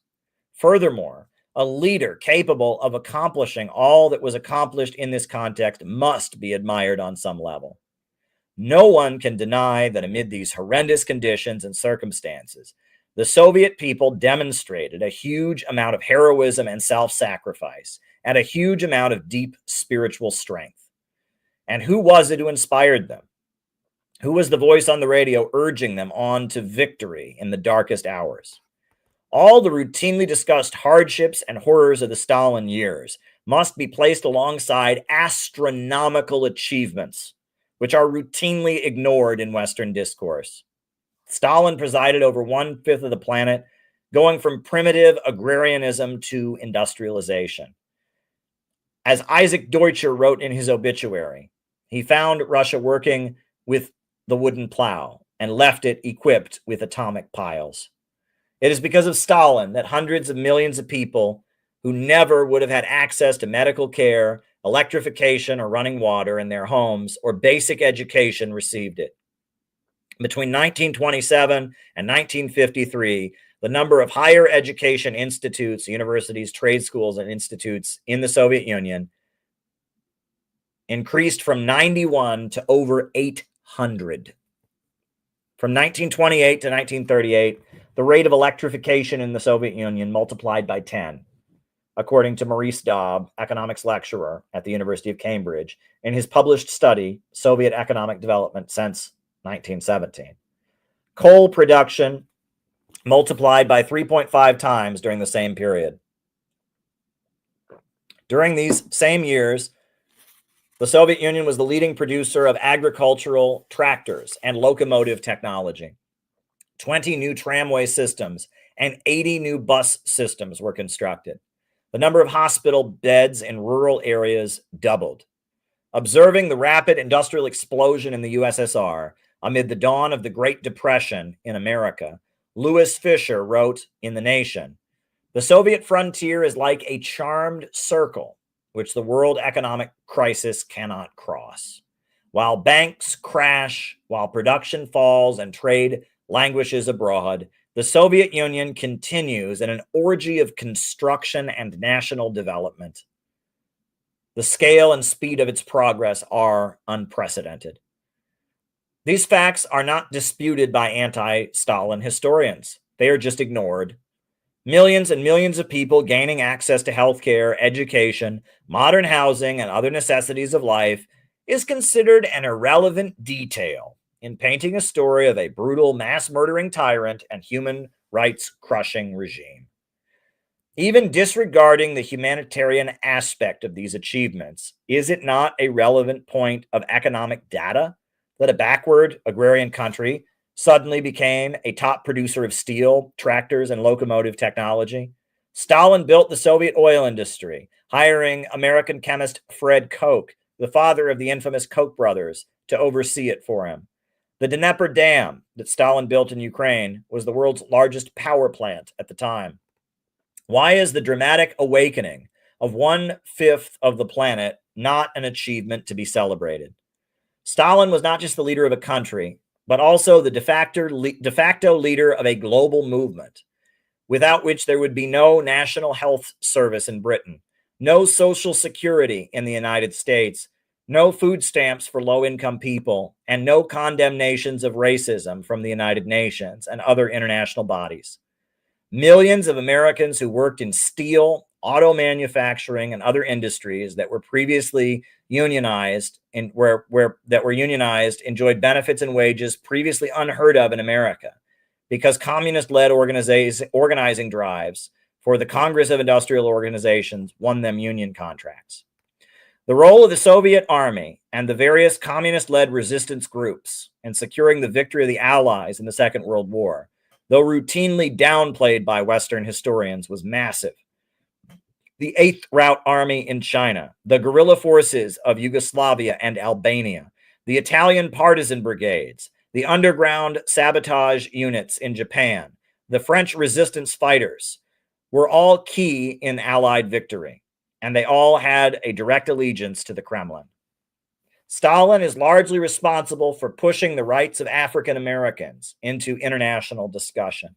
William L. Patterson being given a platform at the United Nations to say, "We charge genocide," and condemn the US government for Jim Crow and lynching. After the Second World War, there was an explosion of national liberation movements among formerly colonized nations, and the Soviet Union was the financial backer and supporter of them all. Any talk about the Moscow trials and alleged persecution of political rivals, economic mismanagement of collectivization, political repression, and other atrocities must take place in this context. Stalin is directly responsible for increasing the life expectancy of hundreds of millions of people by industrializing their homelands, saving millions of people from the Nazi death machine by defeating Hitler, and enabling hundreds of millions of people to be free from colonial slavery and extreme poverty by backing and funding their national liberation movements. Without Stalin and his massive support of the Chinese Revolution, 800 million people would still be in poverty. Is this all the work of one man? Of course not. History is not made by individuals, and even individuals who do play a dynamic role do not exist in a vacuum. But the massive amount of direct improvement in life and human progress for which Stalin is responsible is consistently left out of the conversation.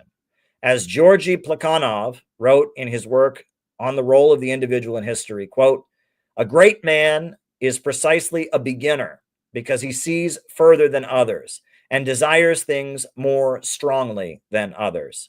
He is a hero, but he is not a hero in the sense that he can stop or change the natural course of things, but in the sense that his activities are the conscious and free expression of this inevitable and unconscious course. Herein lies all his significance. Herein lies his whole power. But this significance is colossal, and the power is terrible." Western discourse about Stalin and the Soviet history frequently throws out a body count, often claiming Stalin was worse than Hitler because the deaths attributed to the famines are higher than those killed in the Nazi Holocaust. This is absurd because prior to the Soviet Union, the farms of Russia did not have mechanization. Deaths from malnutrition in Russia before 1917 were routine. Stalin, despite whatever mismanagement, cured this. The Gulag prison labor camps of the USSR were certainly horrendous, but they cannot be equated with Nazi death camps. The Gulag did not have gas chambers, and the overwhelming majority of those imprisoned in them returned to civilian life after a few years. Statistics show that most Gulag inmates were not political prisoners, but rapists, murderers, and other criminals. The number of inmates in Stalin's prison camps, according to official records, was significantly lower by both numbers and percentage than the number of people held in U.S. prisons in our time.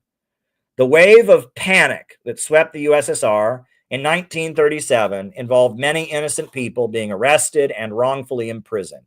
The actions of Stalin, the leaders of the secret police, those who inflamed the panic in state media, and those who turned in their neighbors or wrongfully accused their co-workers can and should be correctly examined. But the fear beneath it all, that foreign spies were working to wreck the Soviet Union from within, cannot be dismissed as insane paranoia. Stalin gave these words in his defense in 1937, pointing to the realities of the situation that should be obvious. Quote, "They forget that the Soviet power has conquered only 1/6 of the world, and that 5/6 of the world is in the possession of capitalist powers. They forget that the Soviet Union is in the conditions of capitalist encirclement. It is accepted to talk loosely about capitalist encirclement, but people do not want to ponder upon what sort of thing this capitalist encirclement is. Capitalist encirclement, that is no empty phrase. That is a very real and unpleasant feature. Capitalist encirclement means that here is one country, the Soviet Union, which has established the socialist order on its own territory. And besides this, there are many countries, bourgeois countries, which continue to carry on a capitalist mode of life, which surround the Soviet Union, waiting for an opportunity to attack it, break it, and at any rate undermine its power and weaken it. Our comrades forgot this fundamental fact, but it is precisely which determines the basis of relations between the capitalist encirclement and the Soviet Union. Take, for example, the bourgeois states. Simple-minded people may think that extremely good relations reign between them, as between states of this type, but only simple-minded people can think so. In reality, relations between them are far from being those of good neighbors. It has been proved as plainly as 2 or 2 make 4 that bourgeois states shower their spies, wreckers, diversionists, and sometimes murderers on each other behind the frontiers, give them instructions to worm themselves into the factories and institutions of these states, to create their own network, and in case of necessity, to smash them from the rear so as to weaken and undermine their power. Such is the case at the present time. Such too has been the case in the past. Take, for example, the countries of Europe at the time of Napoleon I. France at the time was swarming with spies and diversionists from the camp of the Russians, the Germans, the Austrians, and the English. And at the same time, England, the German states, Austria, and Russia had behind their lines no fewer diversionists from the French camp. Agents of Great Britain twice made attempts on the life of Napoleon, and several times roused the peasants of Vendée in France against the government of Napoleon. And what was Napoleon's government? A bourgeois government, which had strangled the French Revolution and retained only those results of the revolution which were profitable to the big bourgeoisie. Needless to say, Napoleon's government did not remain indebted to its neighbors. It also undertook diversional measures. Such was the case in the past, 130 years ago, and such is the case now, 130 years after Napoleon I. France and England at the present day are swarming with German spies and diversionists, and on the other hand, Anglo and French spies and diversionists, in turn, are at work in Germany. America is swarming with Japanese spies and diversionists, and Japan with American. Such is the law of relations between bourgeois states. The question must be put, why should bourgeois countries be gentler and more neighborly to the Soviet socialist government than they are to the bourgeois states of their own type? Why should they send fewer spies, fewer wreckers, fewer diversionists, and fewer murderers behind the frontiers of the Soviet Union than they send behind the frontiers of bourgeois countries, which are akin to them? Where do you get this from? Will it not be truer from the point of view of Marxism to suppose that the bourgeois states must be sending twice or 3 times as many wreckers, spies, and diversionists and murderers behind the lines of the Soviet Union than behind the lines of any bourgeois state? It is not clear that as long as capitalist encirclement exists, there will be wreckers, spies, diversionists, and murderers in our country, sent behind our lines by agents of foreign states. Stalin was the individual who oversaw and carried out the process of history in motion. The Western economic system of monopolistic capitalism had kept the bulk of the planet and the human race in darkness and poverty. Stalin oversaw the dawn of breaking these chains and moving toward growth and development. Lenin's understanding of imperialism, the highest stage of capitalism, argued that the Western capitalist system had moved into a stage of monopolism that concentrated power in the hands of an international financial oligarchy, which kept countries underdeveloped and impoverished. The Bolsheviks, unlike the socialists of the era, were committed to overthrowing and dismantling the economic order emerging from the legacy of colonialism. In 1924, Stalin gave a series of lectures entitled The Foundations of Leninism, explaining that the Bolsheviks supported all who resisted Western domination and had no concern with offending or aligning with socialists who attached themselves to this system. The struggle that the Emir of Afghanistan is waging for the independence of Afghanistan is an objectively revolutionary struggle, despite the monarchist views of the Emir and his associates, for it weakens and disintegrates imperialism and undermines imperialism. Whereas the struggle waged by such desperate Democrats and socialist revolutionaries and Republicans, for example, Kerensky and Sartorelli, Renaud and Schneiderman, during the imperialist war was a reactionary struggle. And for this result was the embellishment and strengthening of imperialism.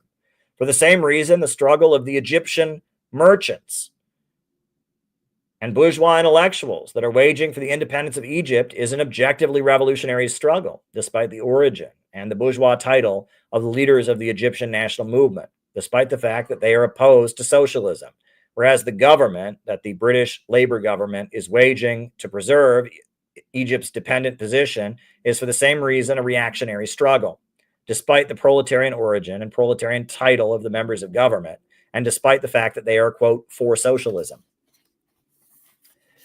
If one understands that gulags are not death camps, that Stalin is the man who cured the famines and brought mechanization, not the maniacal creator of man-made ones out of cruelty, and that the USSR existed in the context of foreign invasion and attack, making panic about foreign sabotage a reasonable concern, then the image of Stalin as the incarnation of evil, touted by Western scholars, should vanish.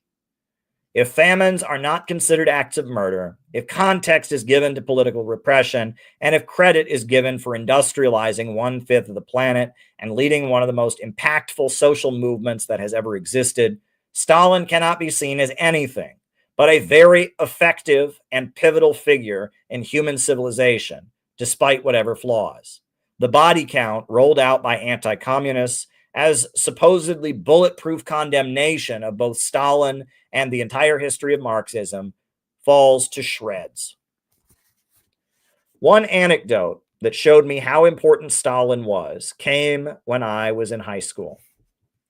As a high school student in the small town of Orville, Ohio, I had a social studies teacher who was very interested in local history. He brought me an article from the town's newspaper archives, which he often sifted through on microfilm at the library. The headline was, "Take That, Uncle Joe." The article, from the early 1950s, began with a quote from Stalin condemning racism in the United States and the treatment of African Americans. The article went on to tell of how, for the first time ever, a black family had bought a house in my little town. This proved that Stalin was wrong and that America was not an unjust racist society. The fact that Stalin's name came up in a small town newspaper in a conversation about racism shows how impactful the Soviet Union was on the struggle for civil rights in America. I have no interest in defending Stalin on a personal level. Was he a good person? Did he live in a moral way and have empathy for others? Were his intentions pure? I have no idea. As the leader of a massive bureaucracy that emerged from a revolution and sought to push back against the prevailing order of imperialism and colonialism, Stalin got his hands dirty, was involved in all kinds of ugly realities that none of us can imagine, and throughout all of it, did a lot of good that improved life on the planet for the overwhelming majority. Stalin laid the foundation for the world now emerging beyond globalism, imperialism. Stalin boosted the forces of anti-fascism, organized labor, industrialization, humanitarianism, anti-racism, and anti-colonialism in a way that no other figure has. If this can be acknowledged, criticism can be made. The deceptive, one-sided image of Stalin as nothing more than a cruel, self-serving tyrant, the confusion spread by Khrushchev's 1956 secret speech, the obsessive warning against cult of personality, have all become an essential part of Western geopolitical propaganda and the liberal worldview. This book will focus on understanding Khrushchevism in the context of the urgent need to build an anti-imperialist bloc of resistance within Western countries. And that's the first chapter of my book, Khrushchevism, A Study in Psychological Warfare. Woo! So, yeah, we have a couple Rumble rants that have come in, so let's do the roll call and then I'll answer the question. Names and locations, names and locations. Who is with us tonight? Names and locations, names and locations. Who is with us? Who is with us? Names and locations. Who's with us? Names and locations, names and locations. Names and locations. Who's with us? Who's with us? Names and locations. Who is with us tonight? Names and locations. Who is with us? Who is with us? Names and locations. Anybody? Names and locations. Ryan in Kansas City. Welcome, Ryan. St. David's, Bermuda. Lawrence Johnson in Chicago. Phil in Miami, Florida. Courtney in Northern Virginia. Jenny Lynn in Cincinnati. Alex in Brazil. Jacob in Wisconsin. Murden in St. Paul, Minnesota. Luca in Singapore. Names and locations, folks. Names and locations. Tony in Tasmania. Names and locations. Names and locations. Who is with us tonight? Names and locations. Names and locations. Who is with us? Who is with us? Names and locations. Anybody else? Names and locations. Anthony in Detroit. Connor Fines in Vancouver, Canada. Communist Utopia, Massachusetts. Rice in Adelaide, Australia. Anybody else? Names and locations. Names and locations.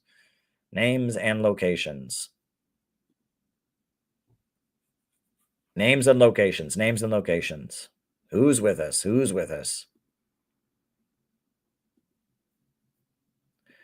Brad in Cleveland. Welcome, Brad. Good to have you with us.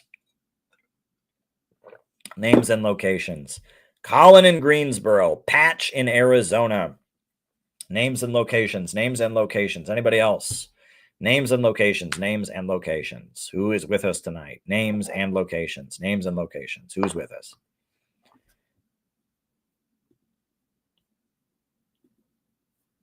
Names and locations. Anybody else? Anybody else? All right. So just a reminder, quick reminder, questions can be sent via Rumble Rants or on Cash App to Caleb Maupin 22. Just want to remind you of that. And we have 2 Rumble Rants that have come in. We do appreciate them. The first Rumble rant I can't read out loud. It's from Jesus Christ Superstar 420. And I can't read it out loud because as a rule, we do not mention that organization on here. There's really nothing else to say about it. They have gone out of their way to be unfriendly to us. They don't want us involved. There's nothing more to say about it. We have tried endlessly to be friendly with them, to reconcile. They don't want to do that, and they continue to defame me, to spread childish, nasty gossip about me personally. They have insulted our organization endlessly, we honestly we have very, very negative assessments of that group, which is unfortunate because an organization like that could potentially play a very good role. But that's not the case. And we have absolutely nothing to do with anything going on in their circles. We have nothing to do with it, right? They really, really want us to be part of their drama, and we're not. We're doing our own thing. We're not even calling ourselves communists anymore. We're innovationists. They want to be the king of communism, and they can have it. Good luck. Good luck. And that's all there is to say about it. And there's not much more to say. If there was any hope, a possibility of reconciliation, we would pursue it. But it has been made abundantly clear to us that they wish us harm. They actively want to harm our organization and harm me personally. And they really, there's nothing more to say about it. It's just they're doing something completely different than what we're doing. We're a completely different operation. And if you get close to either organization or both, you'll see that for a fact. We're doing something completely different. We're in a different league, and we're doing our own thing, and they've got nothing to do with us, and they want nothing to do with us. They want no relationship. And if they tell you, oh, it's all Caleb, they're lying. They're lying. They said on the phone to me many times. They said on the phone, they want nothing to do with us. So that's that. That's that. There's nothing more to say about it. So sorry. I know I wish I could give you a better answer than that. And I wish I could give you a more positive answer, but, that label communist, the label communist is dead. It's dead, right? The word communist, at this point, most anti-imperialist forces around the world are not identifying that way. And that we're in a new stage. We're in a completely new stage. So, we just got to move on from that. You know what I mean? We're doing something new and exciting and innovative, and they're the king of communism, and they own communism. Good for them. They can have it. They can have it. They're really desperate to make us part of their drama, and we have nothing to do with them. So that's really all I can say about it. And then Hempcar asks, has CPI ever done work with David Swanson's World Beyond War or Bruce Gagnon's Space for Peace? Both are active in the streets too and have overlap causes. Well, David Swanson, I have been on web conferences with him many times. I spoke at events about Yemen with him. I've been at anti-war events with David Swanson. He did After Downing Street Coalition. Him I do know. Bruce Gagnon I don't know. I don't know Bruce Gagnon. The name sounds familiar though. Maybe I do know him, but it doesn't come to mind immediately. But David Swanson is a well-known, respected anti-war activist. He works with Scott Ritter, who's very close to us, and others. Scott Ritter has spoken at a number of our events. We love Scott Ritter.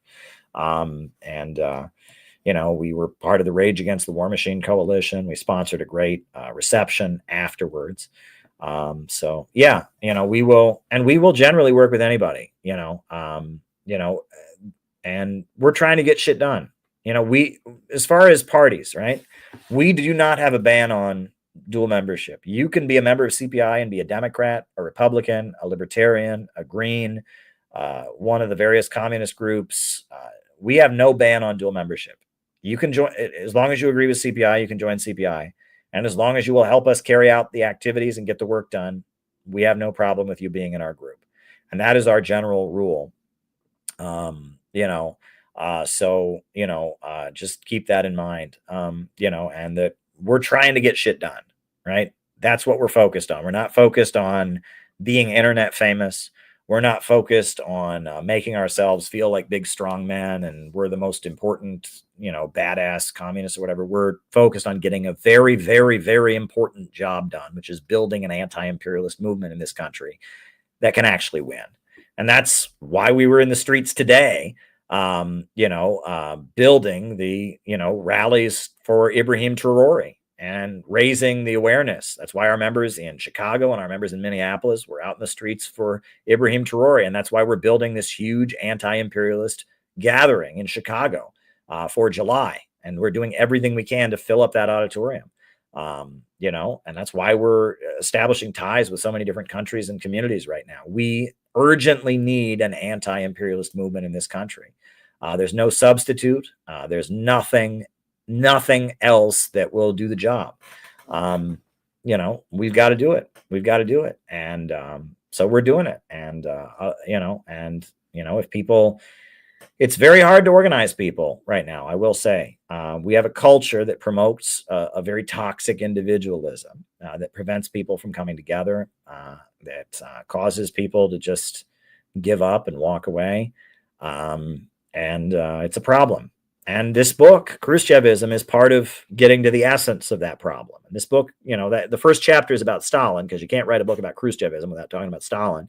But the rest of the book is about Khrushchevism and how Stalin and the demonization of Stalin and the way the global communist movement was devastated by Khrushchev and his work against Stalin and his trope about Stalin was used to prevent anti-imperialist movements.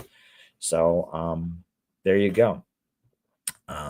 We've got our work cut out for us. We need you at this convention in Chicago.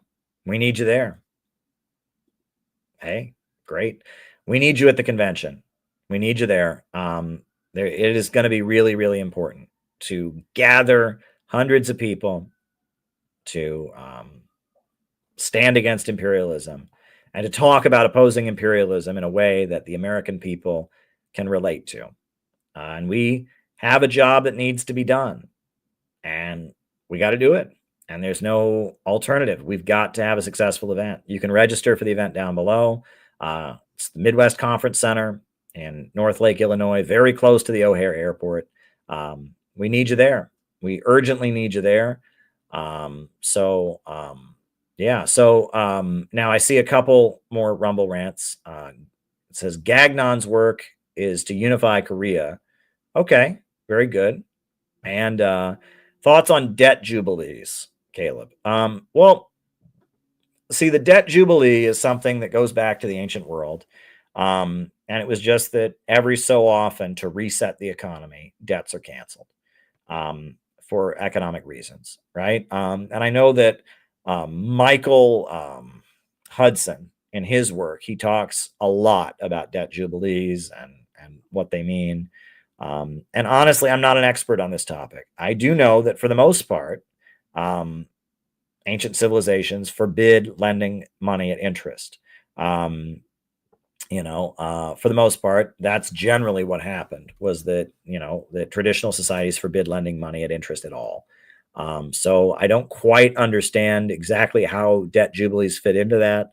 I do know it's in the, you read the Old Testament of the Bible, the ancient Israelite civilization did it. Ancient Greece did it. It was something that was considered a necessity in order to keep a society stable. Every so often, you just forgave everybody's debts. There you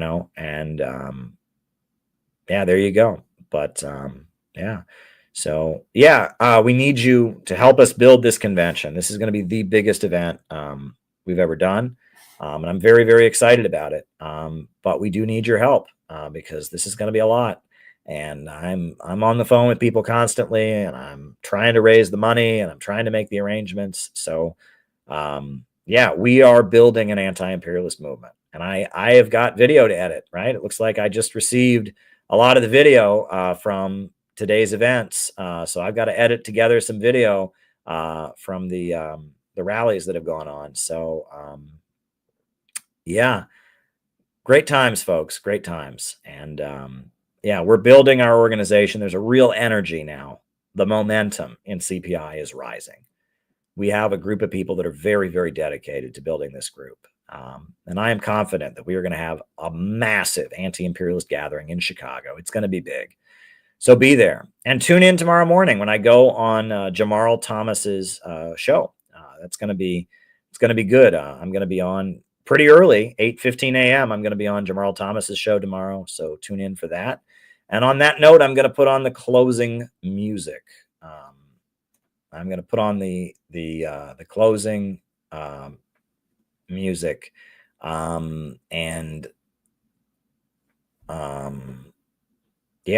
So be in touch. New upsurge.